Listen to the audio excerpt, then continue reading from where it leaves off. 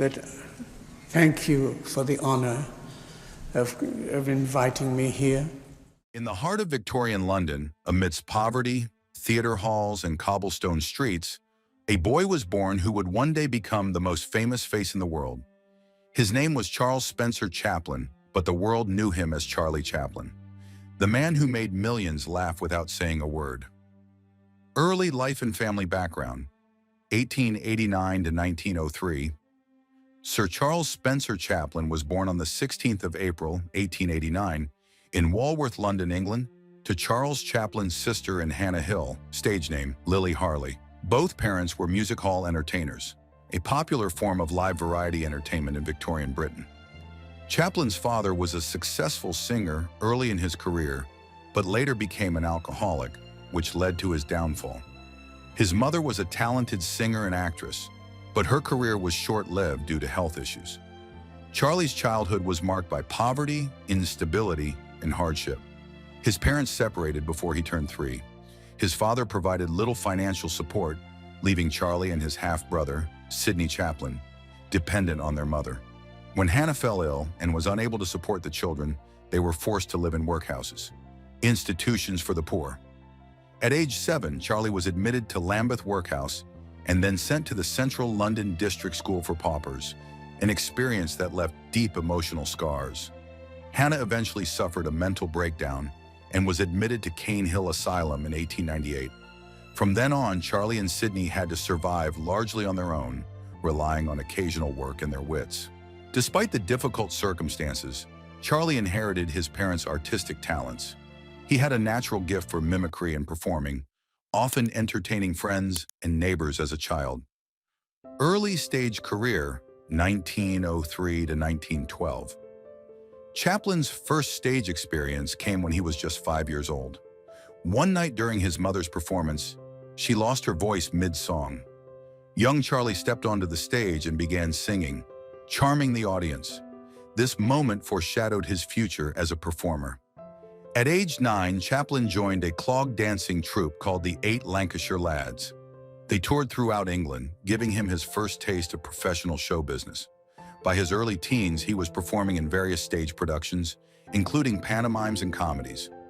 A major breakthrough came in 1903 when Chaplin appeared in a play called Jim, A Romance of Cockaigne. Although it wasn't a starring role, his talent caught the attention of theater professionals. In 1906, he joined Fred Carnot's vaudeville troupe, a famous British comedy company. Carnot was known for his silent slapstick sketches that relied on precise timing and physical humor, skills that would later define Chaplin's films. In 1910, Chaplin traveled to the United States with Carnot's troupe for a North American tour. His performances, especially his role as a drunk in the sketch A Night in an English Music Hall, received rave reviews.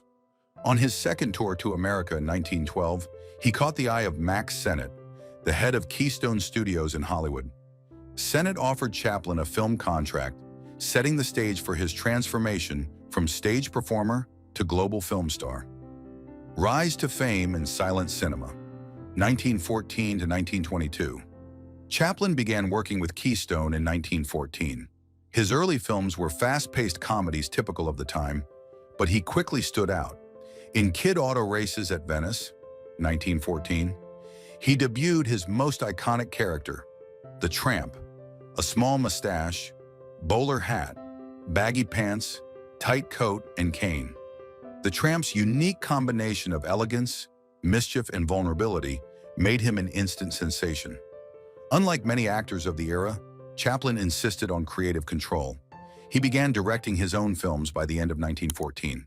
His work with Keystone, S&A, 1915, and Mutual, 1916 to 1917, showcased rapid growth and sophistication, both in storytelling and comedic timing. During his time with Mutual, he produced some of his most beloved short films, including The Floorwalker, 1916, introducing the famous escalator chase The Rink, 1916, showcasing Chaplin's roller skating brilliance, Easy Street, 1917, blending slapstick with social commentary. By 1918, Chaplin was one of the most famous people in the world. He signed a contract with First National for $1 million, an unprecedented amount at the time. This deal allowed him to build his own studio in Hollywood and make films with complete independence. United Artists in Feature Film Success, 1919 to 1936. In 1919, Chaplin co-founded United Artists with Mary Pickford, Douglas Fairbanks, and D.W. Griffith. This gave him complete control over his productions and distribution. His first feature-length masterpiece was The Kid, 1921, a heartfelt blend of comedy and drama about a tramp raising an abandoned child, played by Jackie Coogan. The film was a massive success worldwide and cemented Chaplin's status as both a comedian and a serious filmmaker. He followed with A Woman of Paris, 1923, a serious drama with minimal Chaplin screen time, showcasing his talent as a director. The Gold Rush, 1925, one of his most famous works featuring iconic scenes like the bread roll dance and shoe-eating sequence. The Circus, 1928, filmed during personal difficulties but received critical acclaim and won him a Special Academy Award. Even as talkies took over Hollywood, Chaplin resisted. He believed silent cinema was a universal language that didn't need translation.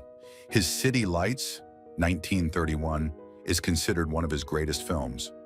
A silent romantic comedy released during the sound era, admired for its emotional depth and precise timing. Modern Times, in 1936, was his last silent film, a satirical look at industrialization and the struggles of workers during the Great Depression.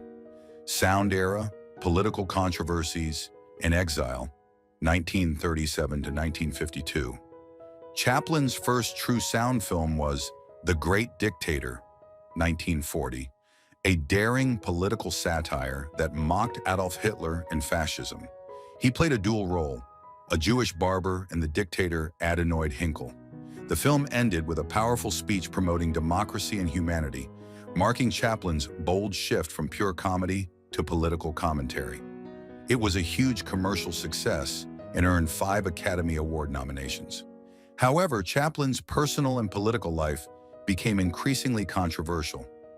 He was accused of communist sympathies during the McCarthy era due to his left-leaning views. His involvement in a paternity lawsuit in 1943 further damaged his image in conservative America. Although a blood test proved he wasn't the father, he was ordered to pay child support. In 1952, while on a trip to Europe, the U.S. government revoked his re-entry visa, citing moral and political concerns. Chaplin decided not to return and settled permanently in Coursier-sur-Vevey, Switzerland, with his 4th wife, Una O'Neill, daughter of playwright Eugene O'Neill, and their children. Later years and final works, 1952 to 1977. In exile, Chaplin continued to make films, though none reached the heights of his earlier work.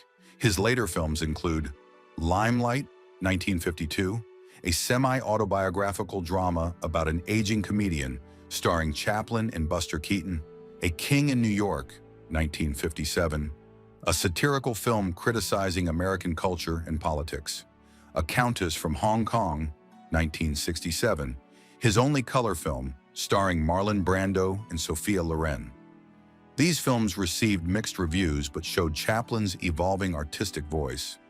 In 1972, the Academy of Motion Picture Arts and Sciences invited him back to the U.S. to receive an honorary Oscar for the incalculable effect he has had in making motion pictures, the art form of this century.